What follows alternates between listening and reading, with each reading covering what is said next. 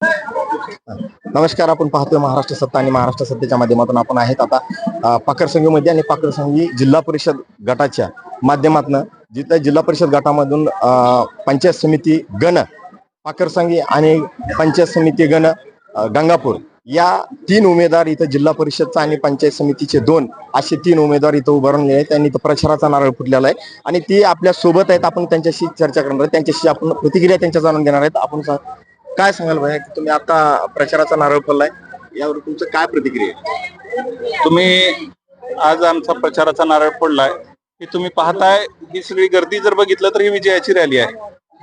आम्ही सर्वसामान्य परिवारात आल्यामुळे सर्व जनतेनं हे इलेक्शन हातात घेतलेलं आहे. मी काही घराणेशाहीचा उमेदवार नाही. देशमुख परिवारात वडील झालं की मुलगा, मुलगा झाला की नातू, नातू झाला की त्याचा नातू, ह्याच्यासाठी मी उभा नाही. माझी मायबाप जनता त्रस्त आहे. शेतीचे प्रश्न आहेत. पुढला गेल्या वेळेस जो काँग्रेसचा उमेदवार उभा झाला 5 वर्षात त्यानं फक्त गट बाकडे दिलेत पाकरसंग गावात. फक्त 5 वर्षाच्या बाद आलाय तो आज बाकडे घेऊन. अशा जर माणसं विकास करत असतील तर कसे शेतीचे प्रश्न सुटतील? माझे शेतकरी कसं सुधारतील? जनावरांचे गोटे आहेत पंचायत समिती मार्फत, शेतीचे अवजार आहेत, काहीच तुम्ही जर भेटणार नाही, लोकांना एक खुरप देत नाही तर कसं शेतकऱ्याचा पंचायत समितीतून विकास होईल किंवा जिल्हा परिषद मार्फत होईल? तर आम्ही एक सर्वसामान्य शेतकऱ्याचे, अल्पभूधारक शेतकऱ्याची लेकरं आहेत. एक ना एक गरिबीची जाण आहे. त्यामुळे माझे मायबाप जनतेला मला सेवा करण्याची संधी देण्यासाठी मी प्रयत्न करत आहे. जनता माझं इलेक्शन हातात घेतलेले आहे हे मला लक्षात येते. मला जनता निवडून आणेल एवढा जनतेवर माझा विश्वास आहे. जय हिंद, जय महाराष्ट्र. उमेदवार आपल्या सोबत आहेत. आता या आपण त्यांच्याशी त्यांची प्रतिक्रिया घेणार आहेत.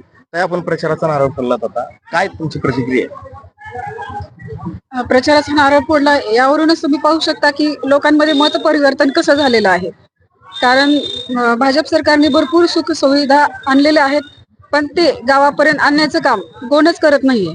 त्याच्यामुळं आम्हाला जिल्हा परिषद मेंबर म्हणून आम्ही थांबलेलो आहेत आणि आपल्या आशीर्वादाची आम्हाला खूप गरज आहे आणि विकासाची पण गरज आहे. आपल्यासोबत बाबा बी आहेत. आपण बाबाशी चर्चा करणार आहेत. बाबा, तुम्ही सांगितलं की विजयाची आता सध्या म्हणजे विजयाची तुम्ही ही रॅली काढलेली आहे आणि विजय घोषित केला तुम्ही सध्या की हे प्रचाराचा विजय आहे तुमचा, असे तुम्ही म्हणलात. म्हणजे तुम्ही काय म्हणजे कशी प्रतिक्रिया देणार आहे तुम्ही? अहो, या भागामधला काँग्रेसवाला अत्यंत मस्तवाल आहे. त्यांना असं वाटतं की माझा बाप, माझा पोरगा, माझा नातू अशा पद्धतीचे आहे.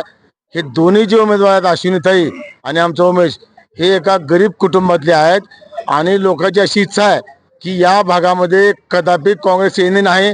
जर काँग्रेस आली तर जसे मागचे 8 वर्ष गेले असंच पुढे भविष्यात होणार आहे. म्हणून यावेळेस दोन्ही उमेदवार भाजपचे आणायचे आहेत असा लोकांचा मानस आहे, माझा नाही. आता मी माझं खंडापूर याच मतदारसंघात गाव आहे. सगळ्या ठिकाणची हेच पोझिशन आहे आणि या काँग्रेसवाल्याच्या उमेदवाराकडनं अनेक वेळेस धमकीची भाषा, गुंडगिरीची भाषा, मारामारची भाषा केलेली आहे.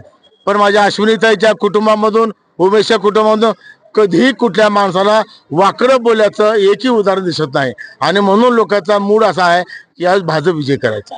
बाबा, आपण एकंदरीत पाहिलं तर सध्या आपल्या ग्रामीण म्हणजे लातूर तालुक्यामध्येच आपण ग्रामीण भागात बघितलं त्यांचे 10 कारखाने येतात आणि त्यांनी बाकीच्या कारखान्यावरती त्यांचं वोटिंग चालू आहे मांडण्याचं. आपण काय म्हणून मुद्दा घेऊन जाणार आहे? मागच्या विधानसभेला रमेशप्पा कराडच्या मतदारसंघात 4 कारखाने आहेत. 4ही कारखान्यामध्ये रमेशप्पा मताधिक्य आहे. मागच्या लातूर मतदारसंघामध्ये अवघ्या 4000 मतांनी पराभव झाला. लोक कारखान्याकडे बघत नाहीत आणि ऊसाचा जो विषय आहे तो विषय रमेशप्पा कराडने मिटवून टाकलेला आहे आणि लोकांचा विषय ऊसाबद्दलचा नाही. लोकांचा विषय या ठिकाणचे रस्ते, या ठिकाणची नाली, शाळेच्या सोय, शौचालय सोय याकडे लोकांचं लक्ष आहे, कारखान्याकडे लोकांचं लक्ष नाही. मतदारांना काय आव्हान करतात? या पाकरसंगवी जिल्हा परिषद मध्ये ही निवडणूक जिल्हा परिषदची लोकांनी हातात घेतलेली आहे. रस्त्याचेच प्रश्न नाही तर सर्वसामान्य सुविधा सुद्धा मिळत नाहीत. शहराच्या लगत असलेला हा मतदारसंघ आहे. अनेक ठिकाणी रस्ते नाहीत, गोरगरीब लोक राहतात. पाकरसंगवी सारखा भाग असेल, कवा असेल, वासनगाव असेल, गंगापूर असेल, खोपेगाव, या सर्व भागामध्ये कुठल्याही प्रकारच्या सुविधा नाहीत, रस्ते नाहीत गेल्या 10 वर्षामध्ये.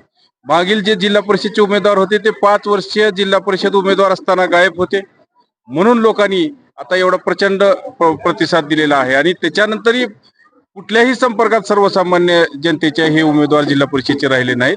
फक्त विलासरावांचं नाव घेऊन ही निवडणूक होणार नाही तर विकासावर ही निवडणूक होणार. एकही गाव दाखवा या जिल्हा परिषद मध्ये जिल्हा परिषद सदस्यांनी की जिथं त्यांनी 5-7 वर्षामध्ये एखादा रस्ता तयार केलाय किंवा काय काम केले. 10-5 लाखाचे कामं आम्ही देशमुखी आणून दिलेले तेवढेच करायची आहे. ही काँग्रेसच्या नेत्याची या मतदारसंघातल्या संस्कृती आहे. आम्हाला देवेंद्र फडणवीसाचा आशीर्वाद आहे, आम्हाला नरेंद्र मोदीजीचा आशीर्वाद आहे. मी भारतीय जनता पार्टीच्या वतीने नेत्याच्या वतीने ग्वाही देतो की या 8 गावामध्ये येणाऱ्या 5 वर्षामध्ये 200 कोटी रुपयाची कामं होतील. या काँग्रेसच्या उमेदवाराचं निवडून येऊन गायब होणार नाही. आम्ही 5 वर्ष आम्ही सातत्याने या ठिकाणी संपर्कात राहू आणि या भागातला प्रत्येक विकासाचा प्रश्न असेल, पिण्याचा पाण्याचा प्रश्न असेल, रस्ते असतील, शेतरस्ते असतील किंवा युवकांचे प्रश्न असतील, या सर्व प्रश्नावर लढाई आम्ही सरकारच्या मदतीने घेऊन आम्ही या मतदारसंघाच्या विकासासाठी परिवर्तन करणार आहोत. या जिल्ह्याचे नेतृत्व संभाजीराव असतील, अभिमन्यू भैया असतील आणि रमेश आप्पा असतील, अर्चनाताई असतील, अजित भैया असतील, हे सर्वजण आमच्या पाठीशी आहेत. त्यामुळे मी तुम्हाला ग्वाही देतो, या ठिकाणच्या जनतेने जी निवडणूक घेतली हातात म्हणतो मी तुम्हाला, ती निवडणूक येणाऱ्या काळामध्ये अश्विनीताई खंदाडे आणि उमेश हांडळगुळे आणि गंगापूर पंचायत समितीच्या उमेदवार तनुजा पाटील यांना प्रचंड मताने विजयी करणार आहे, ही तुम्हाला मी ग्वाही देतो. आणि या निमित्तानं सर्वांना आवाहन करतो की आपण गायब उमेदवारापेक्षा जे आपल्या समोर उमेदवार सर्वसामान्यामध्ये राहतात अशा उमेदवारांना निवडून द्यावं ही विनंती. धन्यवाद. आणि इथंच थांबतोय आपण. मारुती काळे, महाराष्ट्र सत्ता, लातूर.